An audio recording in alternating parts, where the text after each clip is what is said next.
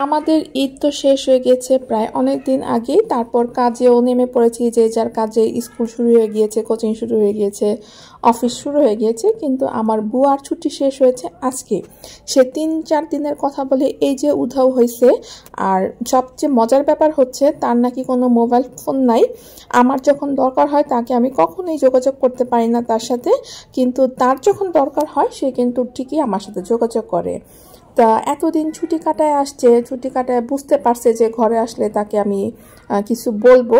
তা এর জন্য সে কি করছে, ঘরে ঢুকে পান খেতে খেতে খুব হাসতে হাসতে আমাকে দেখেই বলতেছে যে আপা, আপনি না অনেক হয়ে গেছেন গা। তো আমার বুয়া আর কি কাজে দক্ষতা কম, কাজ আর কি তেমন একটা পরিষ্কার না, কিন্তু কথায় সে খুব পারদর্শী। তো ওনার কথা শুনে আমি একটু দাঁড়ায় চিন্তা করলাম যে আমি কি কারণে হুগায় গেছি। ঈদের আগের থেকে এখন পর্যন্ত প্রায় 1 মাস হয়ে গেছে আমি হাঁটতে যাই না। তারপর রাতে ভাত খাচ্ছি, গরম যে পড়ছে, আইসক্রিম গিলতেছি, কোল্ড ড্রিঙ্কস তো আছেই আছে।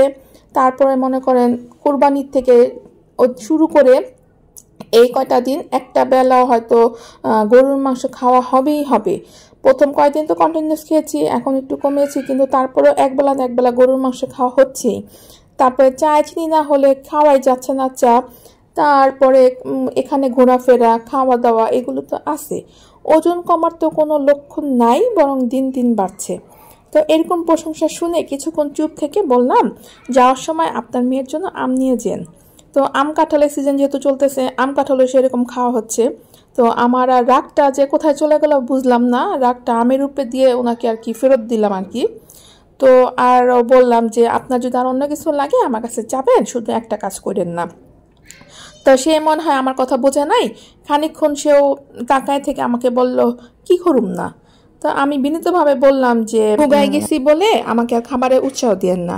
তো সে হেসে ফেলছে, হাসলে সব মানুষকে সুন্দর লাগে, তারপর আর তার উপর কোনো রাগ করে থাকা যায় না। মনে হয় এই মানুষ মিথ্যা বলতেই পারে না।